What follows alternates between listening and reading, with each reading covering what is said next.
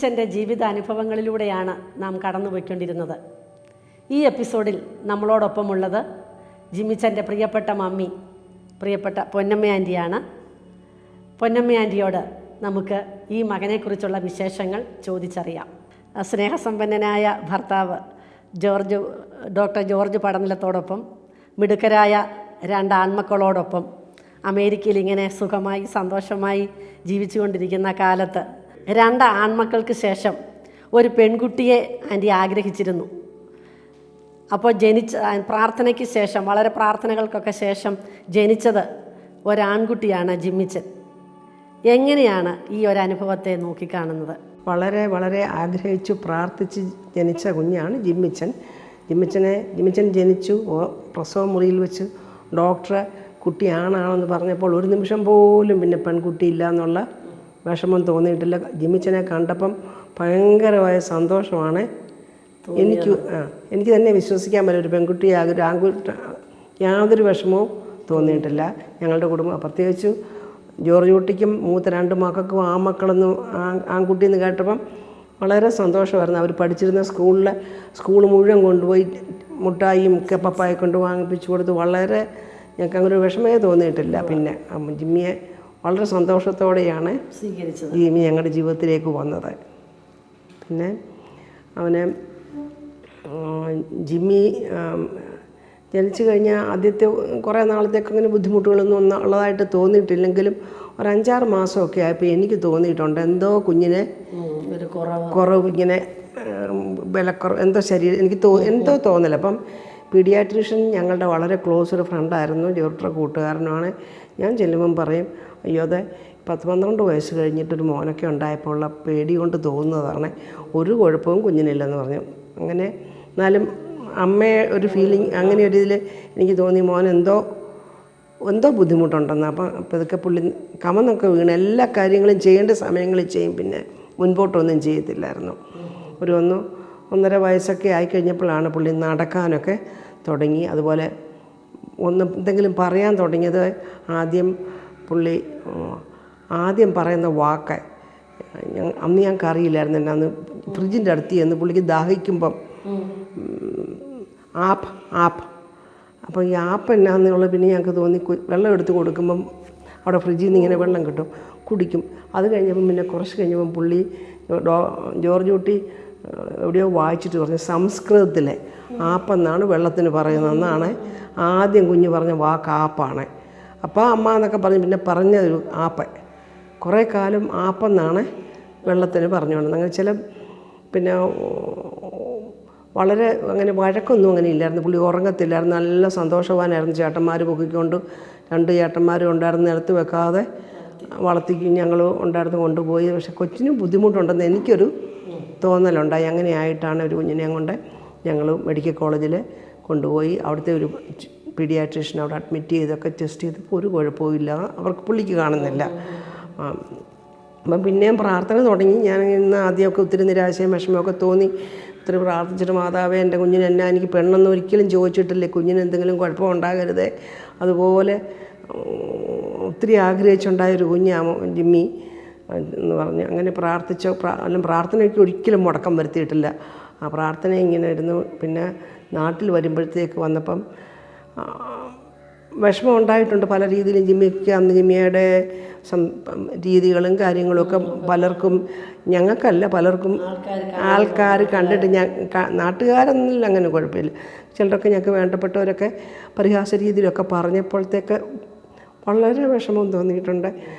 എൻ്റെ മാതാവേ, പക്ഷെ അപ്പം ഞാൻ പ്രാർത്ഥിച്ചിട്ടുണ്ട് ഇതെല്ലാം എന്തു വന്നാലും ഇത് നേരിടാനുള്ള കൃപ മാതാവ് തന്നെങ്കിൽ മാത്രമേ പറ്റുള്ളൂ. അങ്ങനെ കൊണ്ട് അവനെ പൊന്നുപോലെ നോക്കാൻ ഞങ്ങളുടെ കുടുംബത്തിന് സാധിച്ചു. എനിക്കും ജോർജ് കുട്ടിക്കും പിള്ളേർക്കും ഒരു വ്യത്യാസം അവർക്ക് മൂത്ത ചേട്ടന്മാർക്ക് തോന്നിയിട്ടില്ല ഈ കുട്ടിക്കുള്ളതായിട്ട്. അവരുടെ സ്കൂളിൽ എടുത്തുകൊണ്ട് പോവുകയും ക്ലാസ്സിൽ കൊണ്ടുപോവുകയും പിള്ളേരുടെ കൂടെ കളിപ്പിക്കുകയും എടുക്കുകയൊക്കെ അവനെ അങ്ങനെ നോക്കാൻ പറ്റി. ഇവിടെ നാട്ടിൽ വന്ന് ഇടയ്ക്ക് വന്നിട്ട് ഞാൻ എല്ലാ കൊല്ലവും വരുമായിരുന്നു. എൻ്റെ ഫാദറെ ജീവിച്ചിരുന്നുകൊണ്ട് 1-2-3 മാസം ഞാൻ ഇങ്ങോട്ട് വരുമായിരുന്നു. ആദ്യം എൻ്റെ ഫാദറിനെ അമ്മ മദർ കഴിച്ച് കൊണ്ടുപോയിട്ട് പുള്ളിക്ക് അവിടെ ഇഷ്ടമായില്ല. അതുകൊണ്ട് ഞാൻ തിരിച്ചു ഇവിടെ വന്നിട്ട് ആണ്ടി ചിലപ്പം 2 പ്രാവശ്യം വന്നിട്ടുണ്ട്. ഫ്ലൈറ്റിൽ ഞാൻ മോനും കൊണ്ട് ഇവിടെ വന്ന് 2-3 മാസം നിന്ന് അപ്പച്ചൻ്റെ കാര്യങ്ങളൊക്കെ ക്രമീകരിച്ചിട്ട് ഞാൻ തിരിച്ചു പോകും. പിന്നെ അങ്ങനെ വന്നുകൊണ്ടിരുന്ന സമയങ്ങളിലൊക്കെ ഇങ്ങനെ നാട്ടു ചികിത്സയൊക്കെ ചെയ്യണമെന്ന് പലരെന്ന് പറഞ്ഞെങ്കിലും നാട്ടു ചികിത്സ കാര്യമായിട്ടൊന്നും ചെയ്തില്ല. ഞങ്ങളൊരു ചെറിയൊരു ഇങ്ങനെ തിരുമുന്ന പോലൊക്കെ ചെയ്തു. പക്ഷേ കൊച്ചു അത് കഴിഞ്ഞപ്പോൾ ഒരു നടക്കുന്നതിനൊക്കെ ഇച്ചിരി വന്നു തുടങ്ങിയെങ്കിലും പിന്നെ ഇങ്ങനെ എല്ലാ വർഷവും വന്നുകൊണ്ടിരുന്നപ്പം ഞാൻ എൻ്റെ വീട്ടിൽ, എൻ്റെ വീട് എൻ്റെ അപ്പച്ചൻ താമസിക്കുന്ന വീട്ടിൽ ആണ് താമസിക്കുന്നത്. ഇവിടെ വന്ന് ജോർജ് കുട്ടർ വീട്ടിൽ നിന്നിട്ട് ഞാൻ അപ്പച്ചൻ്റെ അടുത്ത് പോകുമായിരുന്നു. അങ്ങനെ അവിടെ നിൽക്കുമ്പോഴാണ് എൻ്റെ വീട്ടിൽ ഞാനിങ്ങനെ വന്ന് ഞാൻ മോനെയും കൊണ്ട് നിൽക്കുമ്പം അവിടെ ഇങ്ങനെ ഞങ്ങളുടെ വീടിന് പുറകിലൊരു തോടുണ്ട്, നല്ല വെള്ളമൊക്കെ. അപ്പോൾ ഒരു മോനെ നോക്കാനൊരു പയ്യനെ കൂടെ കൊണ്ട് നടക്കാനായിട്ട് ഉണ്ട്. അപ്പം തോട്ടിൽ ഇങ്ങനെ അവിടെ ആൾക്കാർ കുളിക്കാനൊക്കെ വരും. പുള്ളിക്ക് കാണാൻ പോകാൻ ഇഷ്ടമാണ്. അവിടെ പോയി നിന്ന് കാണും. വെള്ളത്തിലിറങ്ങത്തില്ല, കണ്ടുകൊണ്ട് നിൽക്കും. ഇങ്ങനെയൊന്നും പോകുമായിരുന്നു. അങ്ങനെ ഇരുന്ന് കഴിഞ്ഞപ്പം ഒരു ദിവസം ഒരു സന്ധ്യ ആയപ്പം എൻ്റെ വീടിനടുത്തുള്ള ഒരു അങ്കിള് ഞങ്ങളുടെ വീട്ടിൽ എന്നെ വന്നിട്ട് പറഞ്ഞു, എന്നെ അങ്ങർക്ക് അത്രയ്ക്ക് അറിയത്തില്ലെന്ന് പറഞ്ഞ് എന്നോട് പറഞ്ഞു, അങ്ങർക്ക് എന്നെ അറിയാം, പക്ഷേ എനിക്ക് അങ്ങാരെ അറിയത്തില്ല. എൻ്റെ അപ്പച്ചനെയൊക്കെ നല്ലപോലെ അറിയാം. എനിക്കറിയാം കുഞ്ഞിൻ്റെ അച്ഛനൊരു ഡോക്ടറാണെന്നും എല്ലാം അറിയാം. പക്ഷേ ഈ കുഞ്ഞിനെ ഞാൻ ഈ കുറേ ദിവസങ്ങളായിട്ട് ഈ കുഞ്ഞ് തോട്ടി കുളിക്കാൻ വരുമ്പം ഞാൻ ശ്രദ്ധിച്ചു. ഞാൻ സാറിനോട് വല്ലതും ചെയ്ത് ആദ്യത്തെ പ്രതികരണമായിരുന്നു, ഇനി കുഞ്ഞ് വല്ലതും പുള്ളി അയ്യോ അല്ലല്ല, ഈ കുഞ്ഞിന് നിങ്ങൾ ചെയ്യുന്ന ചികിത്സയൊന്നും അല്ല, നിങ്ങൾ ഈ കുഞ്ഞിനൊരു ചികിത്സ ആവശ്യമാണ്. ആ കുഞ്ഞിനെ ചികിത്സിക്കാൻ പറ്റുമോ? ഞാൻ പറഞ്ഞു, ഞങ്ങളെല്ലാം നോക്കിയിട്ട് ഇനി ഒന്നും ചികിത്സിക്കാനില്ല എന്നുള്ളൊരവസ്ഥയിൽ വന്നിരിക്കുന്നവരാണ്. എന്ത് ചികിത്സയാണെങ്കിലും ചെയ്യാമെന്ന് പറഞ്ഞപ്പം പറഞ്ഞു, അങ്ങനെ വേണ്ട, കുഞ്ഞിൻ്റെ അച്ഛനെ വിളിച്ച് ചോദിച്ചിട്ടൊക്കെ. അങ്ങനെ ഞാൻ ഞൊട്ടി വിളിച്ചപ്പോൾ ഞൊട്ടി പറഞ്ഞു, നമുക്ക് എന്നാ ഇനി നഷ്ടപ്പെടാനുള്ളതൊന്നും നഷ്ടപ്പെടാനില്ല. അപ്പോൾ ഒരു കാര്യം കൂടി ഞാൻ പറയണം, ഈ ഡോക്ടർ ഇപ്പോൾ പറഞ്ഞ് ഇത്രയും വിശ്വാസമുള്ള ഒരാളിനെ ഞാൻ കണ്ടിട്ടില്ല. അതുപോലെ ഭയങ്കര ഉറച്ച ദൈവവിശ്വാസമുള്ള ഒരാളെ. പിന്നെ ചില ധ്യാനം അങ്ങനെയൊന്നും പോകുകയല്ലേ ഉള്ളൂ. ഞാൻ പോലും പുള്ളി കൂടെ അത്രയും അതുപോലെ നല്ല വിശ്വാസവും ഇതുള്ള ഒരാളായിരുന്നു. അങ്ങനെ പറഞ്ഞ് അതുകൊണ്ട് നമുക്ക് ചികിത്സ തുടങ്ങാനാണെങ്കിലെന്ന് പറഞ്ഞു. അങ്ങനെയാണ് മോനെ പെരുന്നാലുള്ള ഈ ഒരു പ്രൊഫസറെ ഇങ്ങനെയാണ് എൻ്റെ ആ വീട്ടിനടുത്തുള്ള അങ്ങേരാണ് ഈ തിരുവനന്തപുരത്തുള്ള ഒരു ശങ്കരമംഗലം അല്ലേ പറഞ്ഞു, ഞാൻ കണ്ടിട്ടില്ല, അവിടെയുള്ളൊരു സ്വാമിയാണ് ഇതിനെ ചികിത്സിക്കുന്നുണ്ട് ഇങ്ങനെ പറഞ്ഞു. അപ്പം ഞാൻ പറഞ്ഞു, പിന്നെ നമുക്ക് അവിടെ കൊണ്ടുപോകാം മോനെയും കൊണ്ട്. എനിക്ക് ആദ്യം ഒരു പേടി അവിടെ അങ്ങനെ പോകാനായിട്ട്.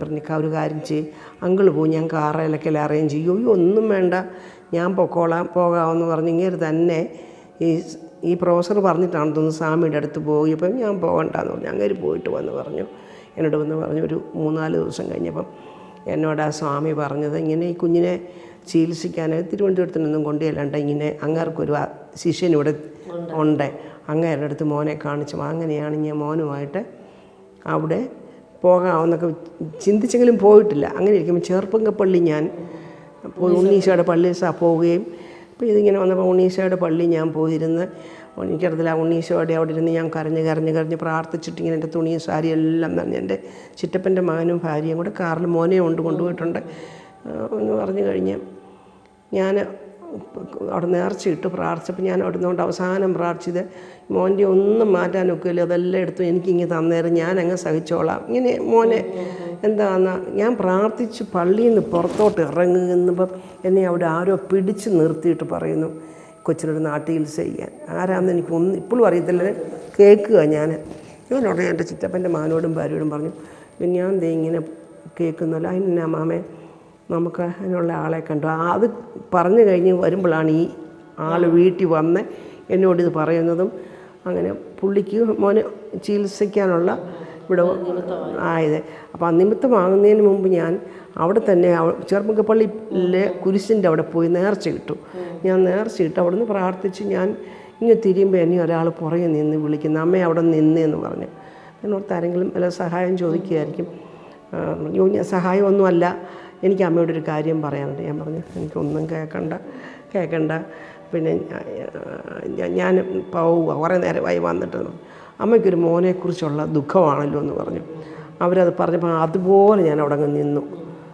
ഒരു മണിക്കൂർ ഞാൻ ജനിച്ചപ്പം മുതലുള്ള ചരിത്രങ്ങളെ, ഈ സ്ത്രീ ഞാൻ എങ്ങനെ എൻ്റെ ജനനം, എൻ്റെ എൻ്റെ വിദ്യാഭ്യാസം, എൻ്റെ വിവാഹം, എൻ്റെ ഭർത്താവ് എവിടെയാണെന്നും എൻ്റെ മറ്റേ മക്കൾ എവിടെയാണെന്നും ജിമ്മിയെ കാണുന്നില്ല. ജിമ്മി കാറിലിരിക്കുക.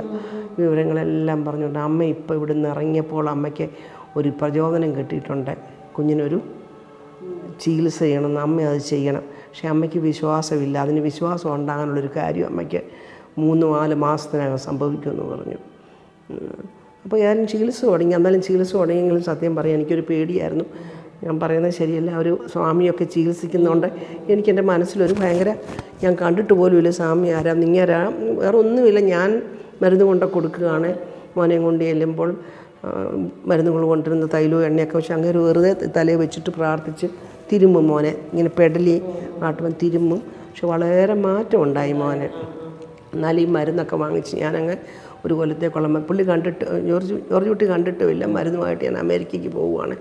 അവിടെ ചെന്ന് കഴിഞ്ഞ് 2-3 മാസം കഴിയുമ്പോഴാണ് നായ്ക്കിൻപറമ്പിലച്ഛനെ ആദ്യം കാണാനുള്ള ഒരു അവസരം. ഞാൻ അപ്പോൾ അച്ഛനെ കണ്ട ആദ്യം എല്ലാം ഞങ്ങൾ പരിചയപ്പെട്ട് കഴിഞ്ഞപ്പോൾ അച്ഛനോട് ആദ്യം ചോദിക്കുന്നത് ഇതാ, ഞാൻ മോനൊരു നാട്ടു ചികിത്സ ചെയ്യുന്നുണ്ട്, എനിക്ക് പേടിയാതെ ചെയ്യുന്ന ഇങ്ങനൊരു സ്വാമിയാണ് ശ്രേയനങ്ങ് പറഞ്ഞു. അതെ അങ്ങേര് പറയുന്നത് അത്രയും നാളാ മരുന്ന് ചെയ്തോളാൻ പറഞ്ഞു. അച്ഛൻ പറഞ്ഞു. അങ്ങനെയാണ് മോൻ്റെ ചികിത്സയിലേക്ക് പ്രാർത്ഥനയും ചികിത്സയും വളരെ ഇതായിട്ട് ഞങ്ങളുടെ ജീവിത രീതിയെ മാറ്റിയായിരുന്നു. സർവ്വമായിട്ട് ഞങ്ങൾ മീനും ഇറച്ചിയൊന്നും വീട്ടിലേക്ക് അവരതൊന്നും പത്യം പറഞ്ഞില്ലെങ്കിൽ ഞങ്ങൾ വളരെ മൂത്ത മക്കളോട് സംസാരിച്ചപ്പോൾ അവർ പറഞ്ഞു എന്തും നമ്മൾ ചെയ്യാൻ തയ്യാറാണ്. അവർ സ്കൂളിൽ പഠിക്കുകയാണ്, അവരും ചെയ്തോളാം, അവർക്ക് വല്ലതും വേണമെങ്കിൽ അവർ പുറത്ത് കഴിച്ചോളും. വീട്ടിൽ കൊണ്ടുവന്ന് ഞാൻ മോനെ തിരുമ്മലും എണ്ണ തേപ്പീരും കുളിപ്പീരും അങ്ങനെയുള്ള എല്ലാ ചിട്ടകളോട് ഞങ്ങൾ ചെയ്തു. ആ പിറ്റേ കൊല്ലം അപ്പോൾ മോന് നല്ല വ്യത്യാസം വരാൻ തുടങ്ങി. അപ്പം ജോട്ടിക്കൊരാഗ്രഹമായി വന്ന് ഈ ചികിത്സിക്കുന്ന ആളിനെ ഒന്ന് കാണണം. ഞങ്ങളിങ്ങനെ നാട്ടിൽ വന്ന് അങ്ങേരെ കണ്ടു. അങ്ങനെ ഞങ്ങൾ 4 കൊല്ലം ചികിത്സിച്ചല്ലേ ചുരുട്ടി. 4 തിരുമ്മല വേറൊന്നും ഞാനാ തിരുമ്മുന്നത്. ഞാൻ വാങ്ങിക്കുന്ന തൈലം ഞാൻ തന്നെ തിരുമ്മി മരുന്നൊന്നും അങ്ങനെ തരത്തില്ല. എന്നത് വാങ്ങിക്കണം, ഇന്ന കടയിൽ നിന്ന് കോട്ടയ്ക്കലിൽ നിന്നോ വാങ്ങിക്കുക, കുറിച്ച് തരിക, അത് വാങ്ങിച്ച് വളരെ വിശ്വാസമായിട്ട് ചെയ്തു. അതിൽ നിന്ന് ഒത്തിരി വ്യത്യാസം. ആ സമയത്താണ് പ്രാർത്ഥനയും തുടങ്ങിയത്. ഞാൻ നേരത്തെ പ്രാർത്ഥിക്കുമായിരുന്നെങ്കിലും നായ്ക്കിൻപറമ്പിലച്ഛനെ ദൈവം കൊണ്ട് തന്നതായിട്ട് ഞാൻ ചിന്തിക്കുന്നത്. ഞങ്ങളുടെ ജീവിതത്തിലേക്ക് അച്ഛനും ആ ടീമെല്ലാം വീട്ടിൽ വരികയും താമസിക്കുകയും ആഴ്ചകൾ ഞങ്ങളുടെ കൂടെ താമസിക്കാനും ഒക്കെ ഒരു കൃപ ഞങ്ങൾക്ക് കിട്ടി. അങ്ങനെ മോൻ്റെ ഈ പ്രാർത്ഥനയും കൂടാണ് മോനിലേക്ക് ഒത്തിരി വ്യത്യാസങ്ങളുണ്ടായി. അവനെ സ്കൂളിൽ ജോർജുട്ടി പറഞ്ഞല്ലോ, അതുപോലെ സ്കൂളിലൊക്കെ പഠിക്കാൻ പോയി ബുദ്ധിമുട്ടുകളൊക്കെ കഴിഞ്ഞാലും പിന്നെ പ്രശ്നങ്ങൾ മാറി. പുള്ളി സ്പെഷ്യൽ പ്രോഗ്രാമിൽ 12ാം ക്ലാസ് വരെ പഠിച്ച ഒഹായോ സ്റ്റേറ്റിൽ നിന്ന് ഡിസ്റ്റിങ്ഷനോട് പാസ്സാവുകയും ചെയ്തു. അവൻ്റെ ആ പ്രോഗ്രാമിൽ നല്ല ഇതായിട്ട് ഒരു പ്രശ്നവും കൂടാതെ കണ്ട് 12ാം ക്ലാസ് അവൻ പാസ്സായി.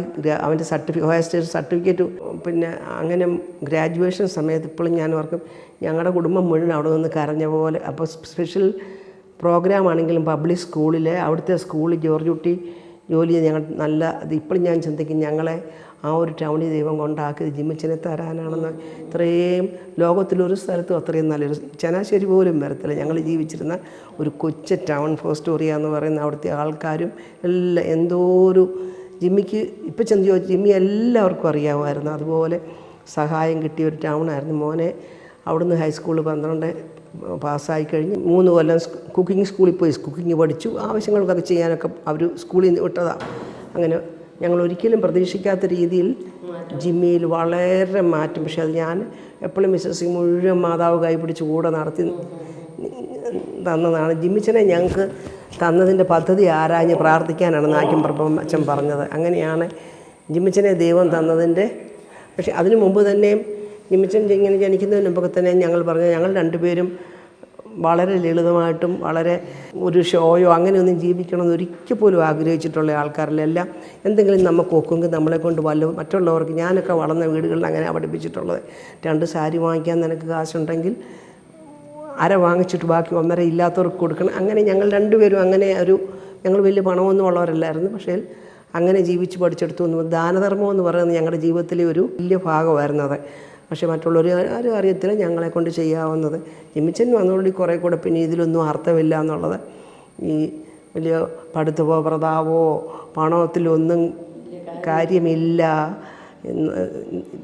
കരുണയുടെ ഹൃദയം തരണമെന്നുള്ള പിന്നെ ഞാൻ പ്രാർത്ഥിക്കും. വേറെ ഒന്നും പ്രാർത്ഥിക്കും ജിമ്മിച്ചനെ സൗഖ്യം തരണമെന്നോ പിന്നെ ഇന്ന് വരെ പ്രാർത്ഥിച്ചിട്ടുള്ള അങ്ങ് ഏൽപ്പിച്ചിട്ട് കരുണയുടെ ഒരു ഹൃദയം തരണം. അങ്ങനെ ജിമ്മിച്ചൻ ഞങ്ങളുടെ ഒരു വലിയ മഹാഭാഗ്യമായിട്ട് ചിന്തിക്കാനായിട്ട് കൃപ ദൈവം തന്നുകൊണ്ടാണ് ജിമ്മി ഇപ്പം ഞങ്ങൾക്ക് വേറെ 3 മക്കളോട് നല്ലൊരു കുടുംബമുണ്ട്. എല്ലാം നല്ല പിള്ളേരും മക്കളുമാണ്. ഞങ്ങളുടെ മൂത്ത 2 മക്കളും അവരുടെ ഫീൽഡിൽ എത്താവുന്ന അങ്ങേയറ്റത്തെ വിദ്യാഭ്യാസവും എല്ലാ രീതിയിലും സൗഭാഗ്യവും തന്നിട്ടുണ്ട്.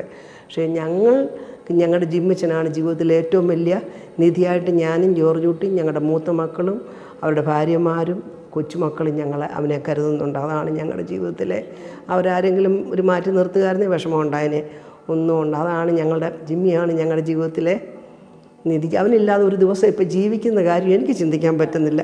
ജോർജൂട്ടിക്ക് വൈകിട്ട് ഞങ്ങളെ 2 പേരെയും മുത്തിയും കിടത്തുന്നൊക്കെ കണ്ടു കഴിഞ്ഞാൽ വിശ്വസിക്കാത്ത രീതിയിൽ സ്നേഹം അവനുണ്ടാകും കുഞ്ഞിലെ. പൊന്നമ്മ ആൻറ്റിയുമായുള്ള ഈ ഒരു എപ്പിസോഡിലൂടെ ജിമ്മിച്ചനെ നമ്മൾ കൂടുതൽ അറിയുകയാണ് ചെയ്യുന്നത്. ഈ അമ്മ പറഞ്ഞു കഴിഞ്ഞു, ജിമ്മിച്ചനാണ് ഞങ്ങളുടെ ജീവിതത്തിലെ നിധി എന്ന്. അത് നിധിയായിട്ട് തന്നെ മുന്നോട്ട് പോകട്ടെ. ഡോക്ടറുമായുള്ള അടുത്ത എപ്പിസോഡുകളിലൂടെ ഈ കുടുംബത്തെക്കുറിച്ച് നമുക്ക് കൂടുതൽ അറിയാം.